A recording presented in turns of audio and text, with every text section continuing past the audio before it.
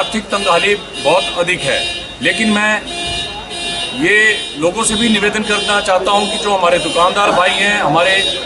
जो हमारे property holders हैं, हाउस टैक्सीज हैं, उनसे भी निवेदन करना चाहता हूं कि नगर निगम सुचारू रूप से चलाने के लिए अपना सहयोग करें। जो भी उनके पेंडिंग बिल है उनको दें, और हम केंद्र सरकार से भी और राज्य सरकार से भी प्रयत्न करेंगे कि हमें समय समय पर विकासात्मक कार्य को पूरा करने के लिए धनराशि उपलब्ध कराएं। प्राथमिकता तो चलती रहती है, लेकिन मेरा जो एक उद्देश्य है कि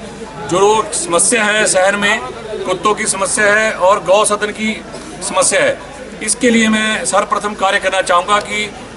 जो हमारे पालतू यहाँ जो हमने आवारा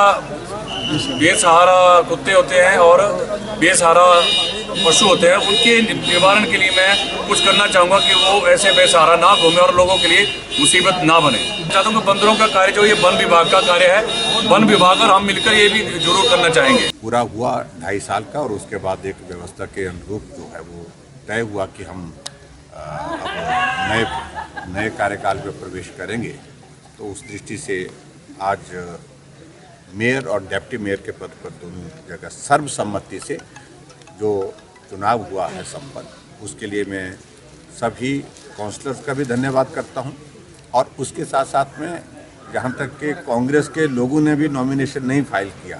तो थोड़ा सा उनका भी धन्यवाद करने का मेरा मन करता है कि उनने उसमें सहयोग दिया उस दृष्टि से। बाकी सारी चीज़ों को लेकर के मैं इतना ज़रूर कहना चाहता हूँ कि परिस्थितियाँ जो हिमाचल प्रदेश में इन नगर निगम के चुनाव से संबंधित इस प्रकार की पैदा की कांग्रेस की सरकार ने, इतना बड़ा क्योस हमने कभी देखा नहीं। जब फर्स्ट टर्म का जो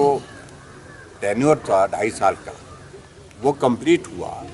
और उसके बाद रोस्टर चेंज होना था, और रोस्टर चेंज होना था तो सारी चीज़ के लिए बहुत सारा विलम्ब किया। ये चुनाव आज से लगभग 2 महीने पहले ही संपन्न हो जाना चाहिए था, लेकिन 2 महीने बाद, यानी कि 2 महीने तक मेयर डिप्टी मेयर के पद दोनों ऐसे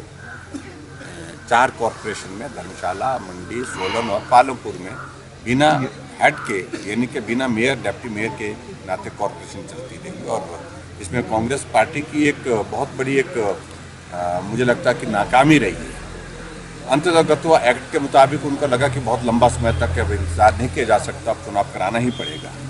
तो उसमें बहुत सारी चीज़ों को लेकर के उन्हें कन्फ्यूज़न क्रिएट किए, और उसमें यही था कि जो विधायक हैं वो वोटिंग राइट रखते हैं कि नहीं रखते हैं। लॉ ने ओपिनियन दी, और ओपिनियन दी कि विधायकों को वोटिंग राइट कॉरपोरेशन में नहीं है।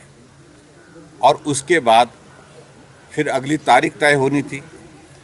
कि डिप्टी कमिश्नर डेट तय करते, उसमें बहुत ज़्यादा देर किया, और देर करने के बाद आखिरकार अब जब उनने डेट तय की 2 कॉरपोरेशन में, पालमपुर और मंडी में, पिछले कल पालमपुर हुआ, आज मंडी हुआ, तो वहाँ वो डेट तय करने से पहले एक और चिट्ठी निकाल दी। अभी शायद मैं कल 23 तारीख को निकाली थी शायद वो नोटिफिकेशन की, और उसमें ये कर दिया कि विधायकों को अभी जो उसमें जो है वो भी वोटिंग मतलब कर सकते हैं, वो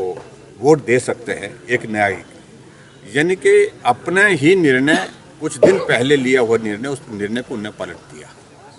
और स्वाभाविक रूप से उसके पीछे उनकी मंशा कुछ और लगती है। हमारे सामने प्रश्न ये बनता है कि पहले एमएलए का वोट आपने डिनाई किया लॉ की ओपिनियन के मुताबिक, और अब आपने लॉ की ओपिनियन लिए बिना ही फिर से जो है उनको वोटिंग राइट दे दिया। ये बहुत बड़ा क्योस जो है, बहुत बड़ा कन्फ्यूज़न क्रिएट किया गया। ये कॉरपोरेशन जितने भी हिमाचल प्रदेश में बने, 4 कॉरपोरेशन जहां अभी चुनाव हैं, उनको राजनीतिक अखाड़ा बना करके कांग्रेस ने जो कोशिश की है, ये बहुत दुर्भाग्यपूर्ण है। और एक अच्छी टीम के साथ मुझे लगता है कि हम अब काम करने का मौका मिलेगा, और साथ में मेरे साथ दोनों हमारे जो लेफ़्ट और राइट बोल सकता हूँ मैं इनको, क्योंकि मेरे चुनाव क्षेत्र के एक लेफ़्ट एक राइट में है, तीनों हम मिलकर जो है यहाँ के विकास में नगर निगम को आगे ले जाने के लिए, जहाँ सरकार के अंदर हमें लगता है कि सरकार के पास जाकर भी हमें नगर निगम के लिए कुछ पैसे लेने की बात है, विकास की बात है, मुझे लगता है हम सभी विधायक भी मिलकर और साथ में नगर निगम के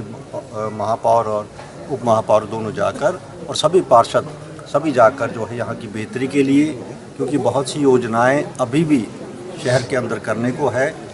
विस्तार करने को है, और इसलिए हमारा जो पूरा प्रयास रहेगा कि एक जो जिम्मेवारी जो नगर निगम के जो मिली है महापौर को मैं समझता हूँ मिलकर एक टीम के लिए हम काम करेंगे।